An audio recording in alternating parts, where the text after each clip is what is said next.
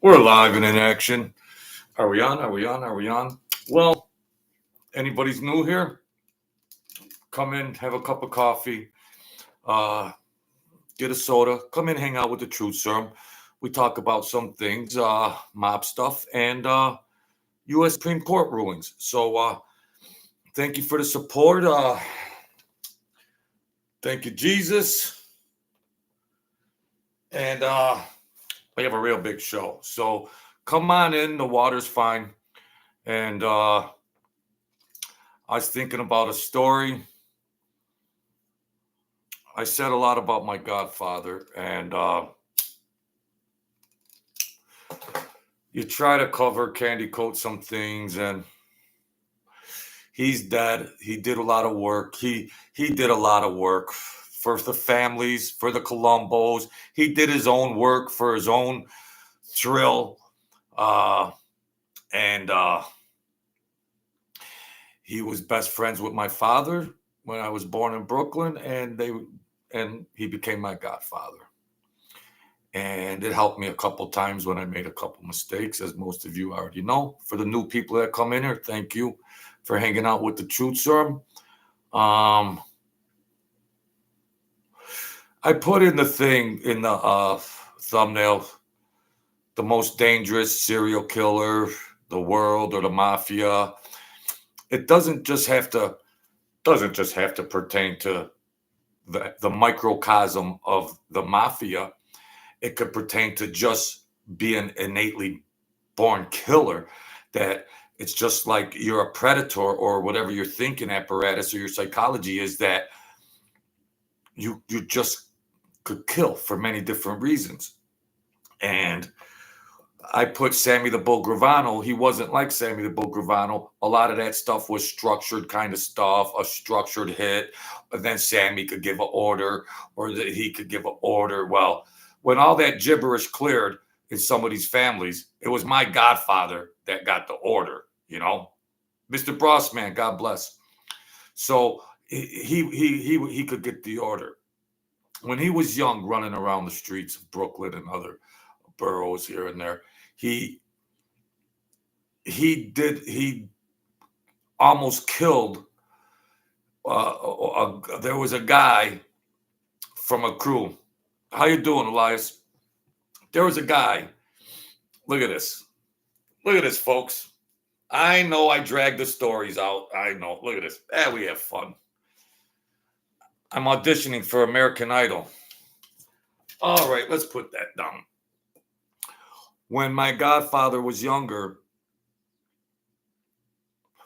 these gangsters were rolling around the streets and everything was cool, but my godfather was riding a bike. Now, my godfather was recruited from high school for college scholarship football. He had a real high IQ academically, and he was a bruiser, and he was a thinker, and somebody said something to him, some crew or some guys from some family, might have been the Colombos, and somebody related to the Gallows. Remember the Gallo brothers and all that. Somebody in that kind of mix, I can't even remember. And he was riding his bike, and they pulled up on the side of him, and maybe he was 16, 17 years old, maybe 18 years old. And he just looked and he stood his ground, and somebody got out of the car. There's four wise guys in the car. Somebody got out of the car, and my godfather just pulverized them, and then went to go after the other guys. But then he got subdued, and they were like, this guy is different. And he had something innately in his mind. Now, let's get to psychologically speaking. Like, there was regular hitmen or people's duties or ordered hit. They would go do things. You've heard that on mob YouTube, soap opera. You heard all of that stuff. And then you get to the guys like Roy DeMeo, who are just, whether in the mob or not, the guy just would have been in his DNA to just be a serial killer, bloodthirsty. So, my godfather told me when he was doing a lot of things that, let me elaborate like this. There was a movie called The Rope, an Alfred Hitchcock movie, where the premise of it was that these graduate college preppy elitist kids were talking to their college professor in a nice New York City suite, elitist, and they were explaining to him, like, social cleansing. You should have the right to just clear out the idiots of society, you know. And Jimmy Stewart and he was trying to combat that, you know, but they were acting just like hypothetically, but these two students in this Alfred Hitchcock, they were serious, and they set the dinner on a body. They strangled a kid out, and you know, so there was this thinking that the superior thinkers and the elitists have a right to social cleansing, just, you know. But then the professor was saying, well, who gets to determine who's qualified or not, you know. But my godfather had some of that insanity in him, and he was an absolute Mensa genius, and he just thought on any terms, well, Tony's so stupid, he's blowing all this money, he's making all this mistakes, or whatever reason, a wise guy got in trouble, and my godfather would observe it and ration it out and look at it as, you're just a misfit of society, and your thinking apparatus, you don't even deserve to be breathing. Just in his thinking, like, he was. Some people have such an IQ, they're not high IQ. They go nuts because their mind is so high on a different level that it doesn't integrate or melt in with the social norms and mores of society. Just regular people going on with their lives. Some might say that is psychopathic. Some might call, well, the Truth Serum sounds psychopathic. But he would have done the hits, some of them, for nothing. And he was addicted to blood. His thrill, like the blood, and you know, he felt that the non-thinkers and stupid people, and I'm not saying he only did Mafia hits, or I'm not only saying his killings were only related to the Mafia. You know, so you know, he just thought the inadequate people, the F-ups, they shouldn't exist. And he's the judge, the jury, and the executioner. And if he got a contract or an offer to make a hit, he would say, Jimmy, what did he do? Or sometimes if you want to know or not, because he knew who some of these people were, and say, well, what is behind this? And you know, they could explain one way or another. And I mean, sometimes he refused hits. These were the guys that you look on MobTube, YouTube soap opera, and you never hear about, you know, because they didn't get arrested and they didn't rat. Okay, Doughboy? So that's why you don't hear about these guys, because they didn't get arrested and they didn't rat. So there's a population of elitist thinkers, dangerous people that ran around in the mob. Okay, YouTube? All right? So he could say, yeah, I'll do that, or I won't do it. I'll do it, or I won't, or, you know, he just, you know, he's like, you know, after your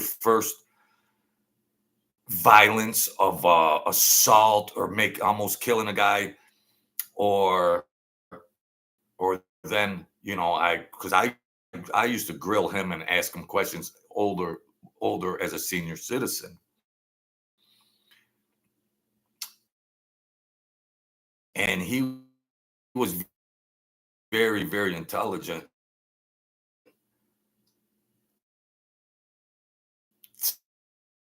to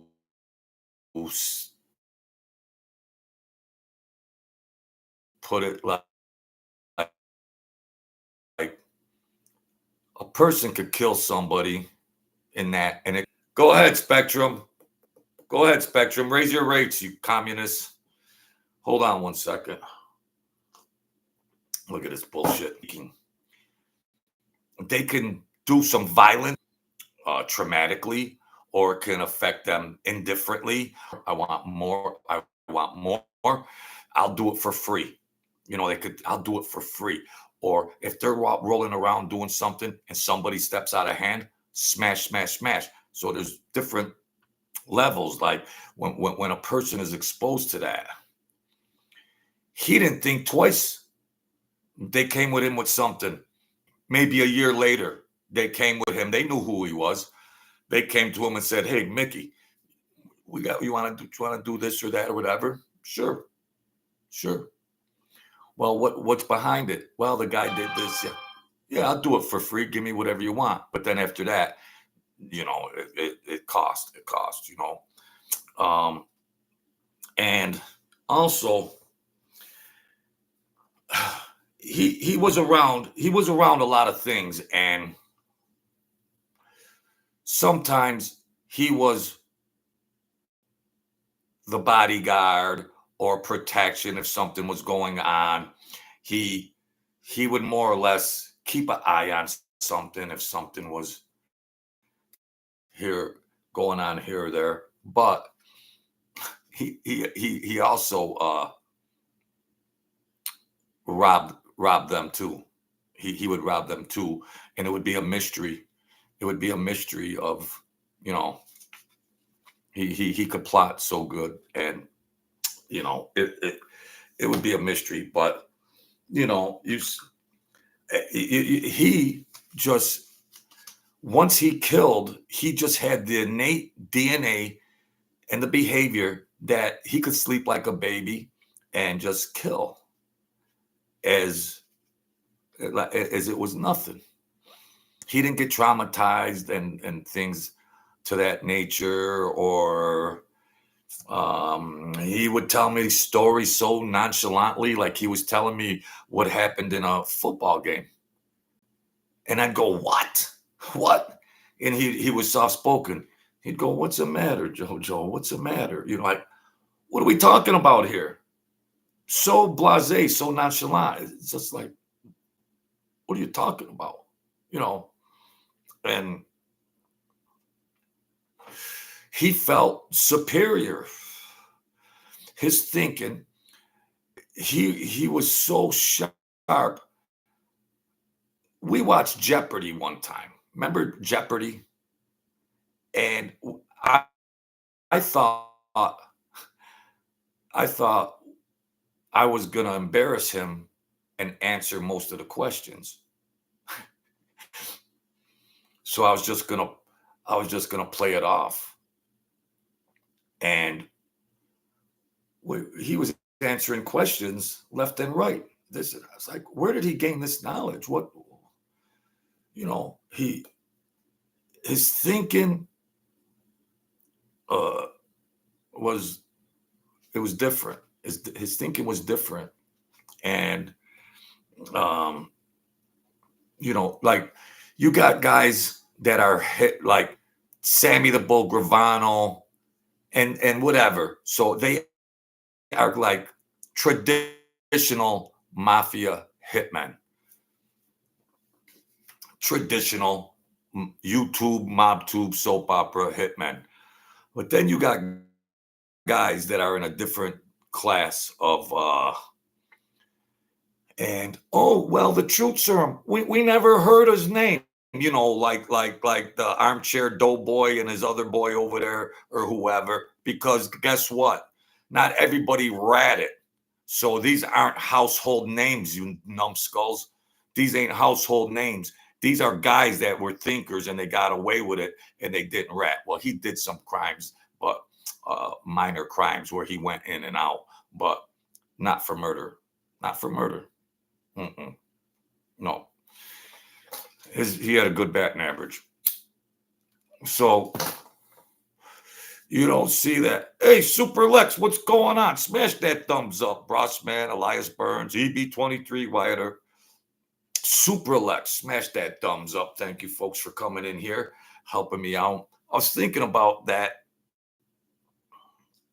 story, like, I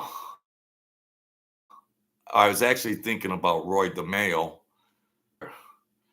but Sigmund Freud or any psychotherapist, they can't, they can only assume anadult behavior. Yeah, Spectrum is nasty. The New York Jets 15. We're coming through clear now. But geez, I want some credit on my next bill, Spectrum, for this freaking stall out. So my godfather told they were doing a toast. He was younger. He was younger. And he was sitting around some wise guys, and they did some kind of toast. And when you toast, you're supposed to drink. I don't even know the rituals, you toast and then you drink, oh, all right, here's to whatever. Here's to the big score we made. All right. And then you toast and then you drink it. Well, the guy says, so they toasted, and my godfather, Mickey, he didn't toast like a wine glass or whatever the heck it was. And they said, well, you're supposed to drink it after. He wasn't a big drinker, and not even ceremoniously. And he was younger, and it might have been after he had did something minor for them, some minor job or something, maybe scare somebody or something. And so some guy talked shit and said, oh, blah, blah. It was kind of innocent, guys, they talk smack, blah, blah, blah. And he took the glass and smashed it, cut the guy's forehead up and everything. And, was completely out of order. But the captains were observing and thinking, this is the psychopath that we want. My godfather didn't get made. My godfather wasn't a made man in that family. He was around them more, but he would for hire for, and things got convoluted because if there was a rival family of like the Colombos, there's a rival family of the Colombos. He takes his own liberty to do a job for the Genovese or Lucchese. They didn't say, oh, Mickey, you're ours. No, he was his own man. He was his own man. Yes, I'm a Knicks fan and a Yankees fan. Let's just leave it at that. All right. And a Bills fan and a Sabres. The Sabres, half their team was playing on the Stanley Cup Finals teams. Half their team was playing for them. So, yeah. So when they're watching these people now, you got to realize you got all these wise guys, captains, crew members. They're all running around in these different families, and they're in the streets. They know who's who. That's Ronnie's kid, or this is. They know what's in the mix, and they know who's got the cayunes, and they know who has the cayunes, and a little gravy on top where they don't care. They don't care. Sadistic, bloodthirsty, and when they do some violence or a murder, it reacts in them and then you like a drug. It reacts to them like a drug, and when you're addicted, you're just addicted to more. So, and he had this thought in his mind that superior people and superior thinking people uh, should have the right to eliminate inferior thinking people. So he had this in his thinking process, his thinking, his psychological. He thought that a highly intelligent, intellectual person had a right to smash up inferior people and then just do it as much as you can and not think twice about it. In his mind, he's doing a good deed for mankind. You know, he's doing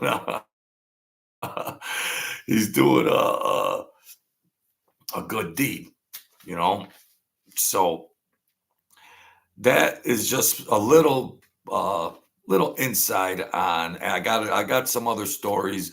I didn't really want to bust him out like that because if he was alive, I loved him. He saved my life a couple times, but I didn't want to put him out there like that. Mostly everybody's dead anyways, but um, I never really revealed like how far he went and how he thought as far as being a serial killer that might have went to the 50s and 60s.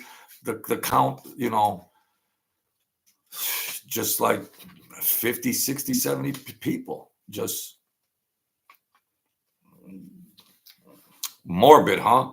But a much different type of mafia assassin. He was just an assassin first, not not developed, not into being that. No, he was just that. He was his own family, one man gang, and then if he had to do something for these other people, that was all there was to it. So we'll end it there, folks. God bless you. Hit the like button. Anything you can do to support the channel, be the queens and queens of your world. Don't ever give up. Hang in there and support the channel with the Cash App and the link to the book. Both links are in the description. So thanks a lot, folks. Stay tuned. The numbers are rising, and God bless you all. Thank you.